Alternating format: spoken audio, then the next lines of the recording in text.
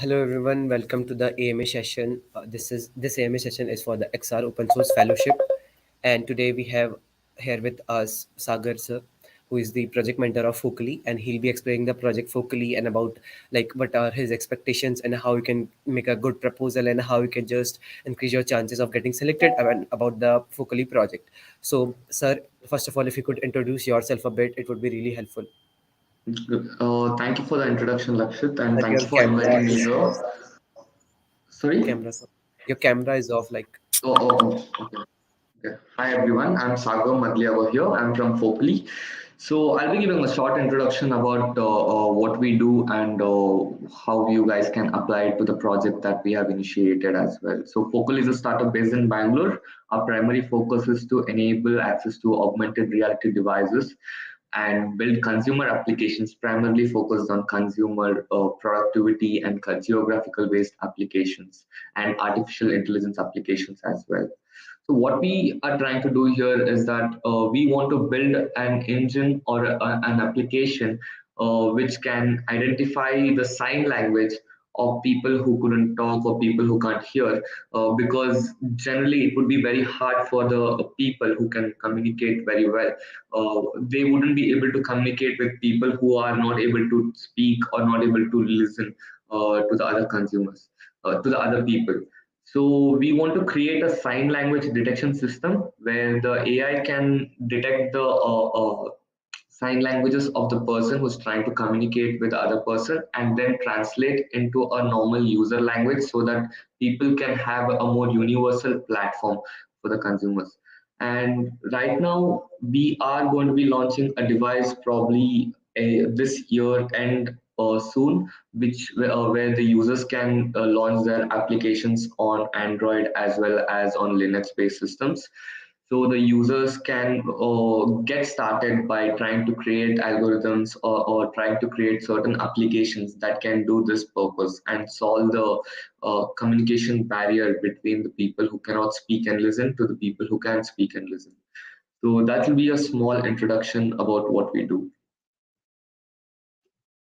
Thanks for giving that Lakshit, do you introduction. have And any? we have, yeah, Sorry? and so yeah, so there were multiple questions about the project, like how people should start making the project and how they should, uh, uh you know, uh, so there are multiple tech stacks mentioned. So if you could enlighten other students around the tech stack, it would be really helpful for these guys to understand like what are your expectation on the behind of tech stack. Should they need to learn all the tech stack that are mentioned or what not?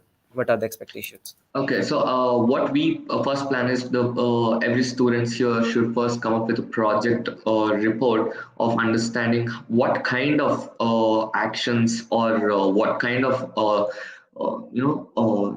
indications that a person who is deaf and dumb generally does, and then use those images to create some kind of a database and an algorithm using OpenCV, and there are many other open source tools that the that the students can use and train their AI models with certain type of actions and gestures that generally a deaf and dumb person would do.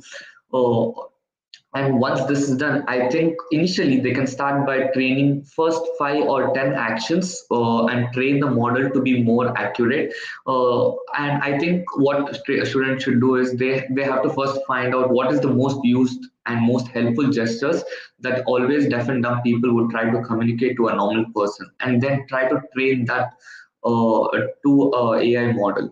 And once that is done, maybe with the once the detection is done, I think we can start creating algorithms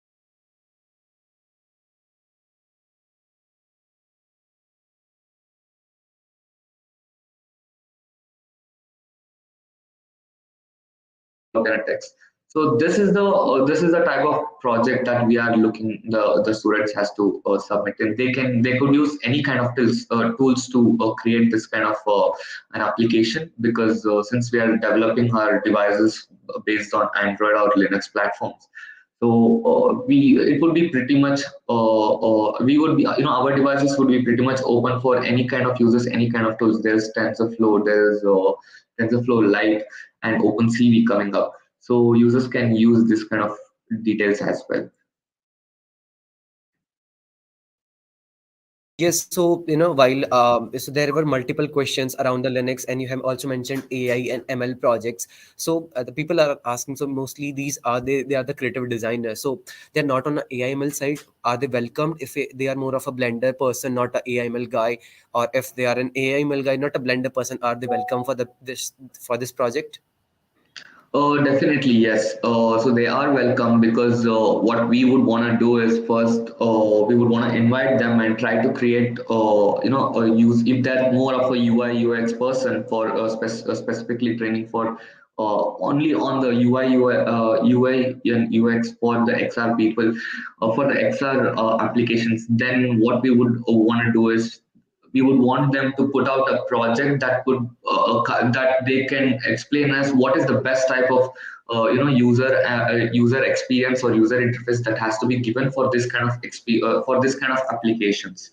So generally, for example, if we would develop the algorithm and the application our side, the students and the users that you are talking to can help us to determine what kind of user experience should the user have while trying to identify the sign language, or what kind of user interface should be given so that it makes it easier to understand what the other person is communicating with you. So yes, we would be it would be helpful for us. And also I think the users can take it as an advantage and explore more tools that goes into the Android operating system platform to see how they can contribute to these kind of projects. Yes, sir. So means while exploring the project, this has been the like AI sign language. So is it something like so there has been some multiple questions on the Slack channel, and I would request if you could join the Slack channel as well, so that these questions can be answered. So I'm just trying to capture some basic questions that we got on the Slack channel so that these guys can really answer. Just give me a second. I'm just going through these questions. Okay. Uh, yeah. Mm, okay, just give me a second. Yes, so it's about the nice theme. I have a little project. So this project can be simply, yeah. So Muhammad Asim Khan has asked this question. I'm just pasting it on the screen. Just give it a look and let's see what you answer. Like, here is the question, sir.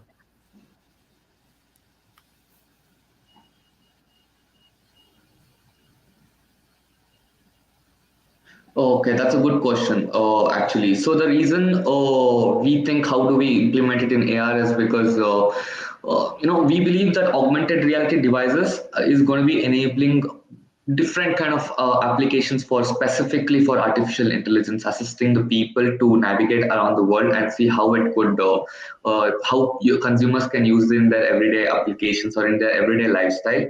So how do we match this OpenCV of AI and AR is because generally what the type of devices that we are building is overlaying digital objects or overlaying digital data on the real world, right? So when I'm wearing this, when I'm sitting here talking to you, I'll be wearing a glasses, and the complete in reality will be open to me. So the other person who's talking to me will make, let's say, if a deaf and dumb person will be making an action to me, if I'm not able to understand, and while I'm wearing my glasses, the cameras on my device will be able to detect what the other person is saying and show me a subtitles on the screen.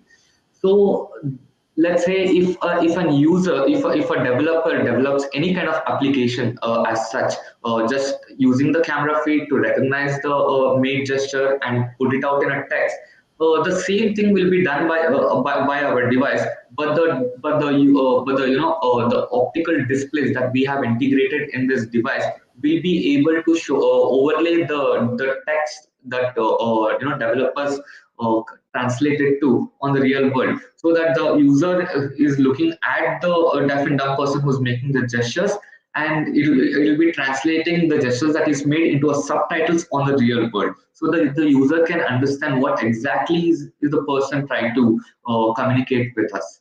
So I hope that answers the question, but we would be happy to welcome such questions on our website as well, so that we will be able to go much in depth and see how well we can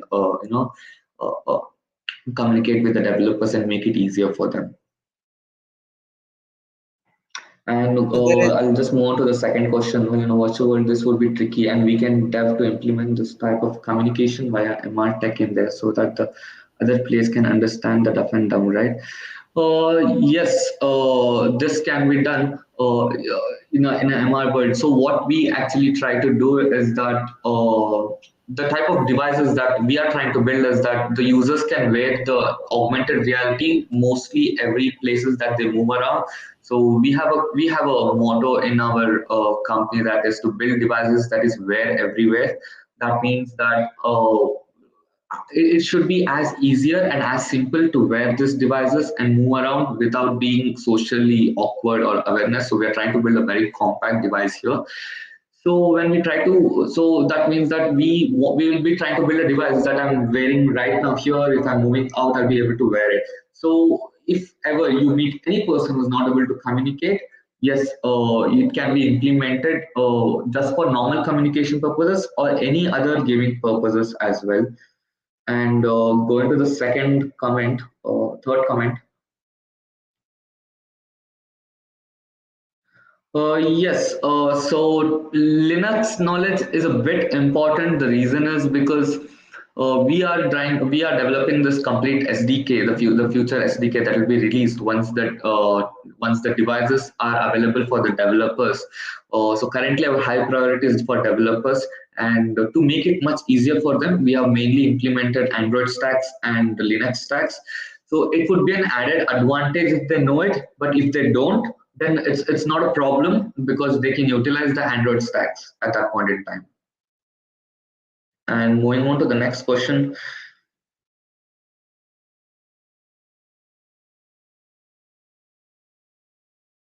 Not exactly. So sign language to text is the most important one. Speech to text it would be an added advantage. The reason that the second point is mentioned is because let's say the person who is not able to hear or speak is trying to communicate with the other person. Let's say I'm wearing one AR or MR device, and when the dumb or deaf person makes a gesture, I will be able to understand that. But when the deaf or deaf person is not able to understand, he should be able to wear this device, and the device should be able to listen to the speech and convert it to text and make it much easier for the other person or the person who's deaf and dumb. So yes.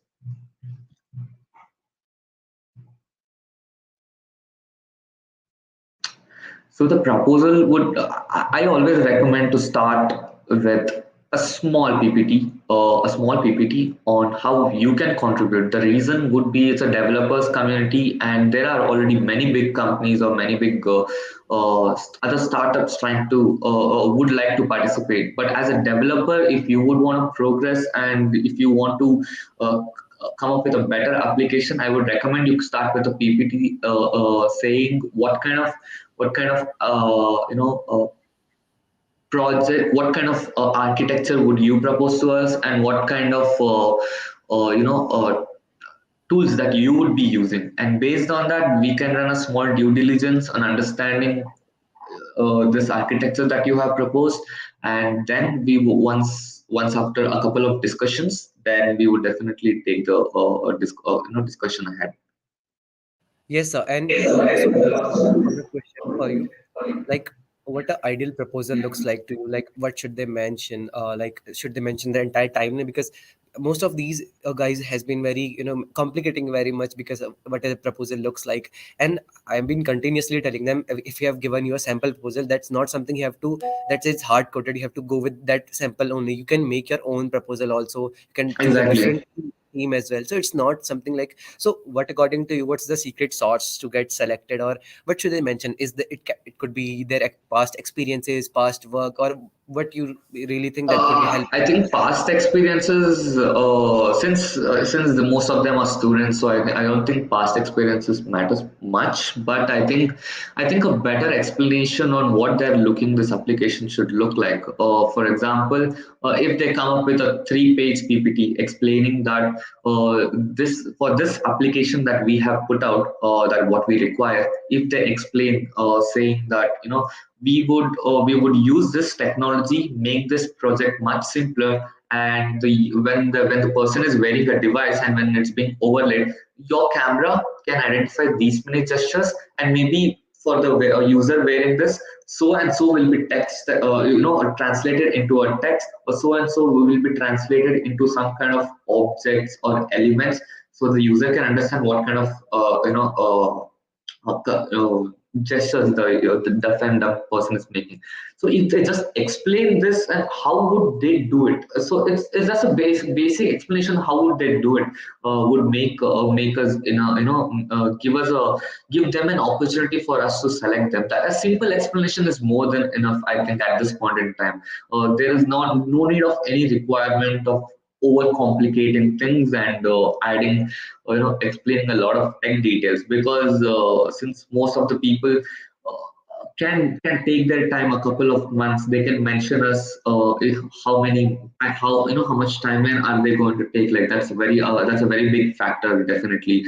And what kind of milestone, once they give us their time timeline, we will be able to give them a couple of milestones and then see how the progress is. Based on that, if everything goes really well, then we would definitely want the person to be full-time working on the project.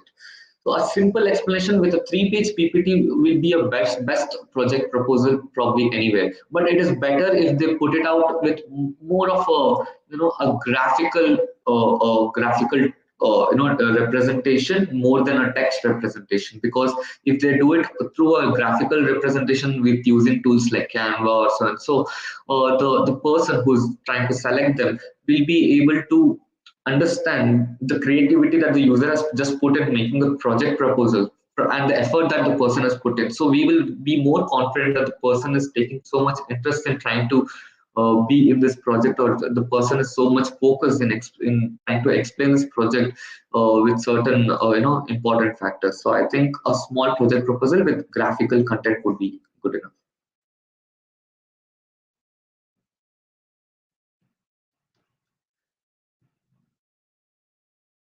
So I So can there is see. one, yeah, yeah. There are like this one question, like on the deep learning engineers to build speech to text. So if you can address this one as well. Deep learning engineers to build speech text is deep learning skill project. Actually, yes, deep learning and machine learning would be good enough for this text. There are two types of things that we would look at. One is definitely the deep learning and machine learning skill set is important. The second one is the UI and UX uh, theme designers. So definitely every application and every kind of problem solving applications needs to have some kind of user experience or user interface, as it would make it much easier for both the people who's wearing the device trying to communicate with each other will experience. So the person should really be able to visualize how the end application should look like, provide a theme for it. A theme, when I mean theme, what it means that will the objects that's been overlaid, should they be represented as a GUIs, or should they be represented as a text, or should they be represented as a navigational indications, or what should be they should be represented? That is one of the important skills that we specially look. And the second is, yes, deep learning and machine learning is an important factor. I think it is. I think it's better for them to understand that uh, at least most of the devices, AR, VR, and MR devices that you, especially AR and MR devices that you will be seeing in the future, near future, will specially be built for these kind of purposes, AI and ML and deep learning. So it is important that you know the skill set.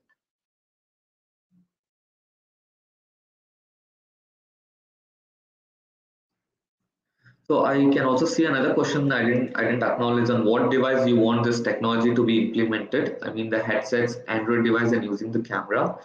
So you can train this models using any laptops, using an USB camera, and maybe find some gestures that a deaf and dumb person would do on the internet, and try to train that model, maybe just by using a .mp4 video. And once the models are trained to recognize gestures and put them in a translated text format. Maybe use a Python script for the model to recognize a gesture and put it and translate it to a model script. If that is done, then there's a algorithm that's built. If they're able to wrap it up in a application, it would be helpful. Or else, once they have trained a certain set of gestures, they can reach to us. We will be able to explain to them how we can help them implement those into an application, into an Android based application. Once that is put into a small Android based application, we can use the same Android based application into our device.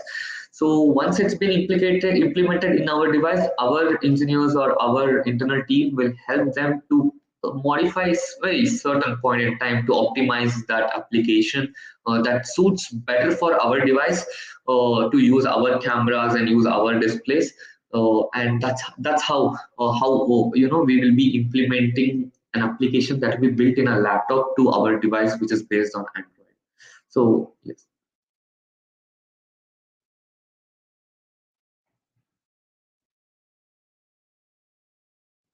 Yes, sir. So this is all about the questions that we got from comment side, and I request if you could join the Slack channel as well, and where there you can Yes. address these questions if later on. So Yeah, let us definitely. go to the time, guys. Thank you for joining in. It was really nice hosting you, and thank you everyone for Thank your you. questions. I hope the boys And answered your thank you. answer. Thank Yes, you, sir. thank you, Have everyone. a Thank nice you. day. Have Thank a you. nice day too. Thank you. Bye. Thank you.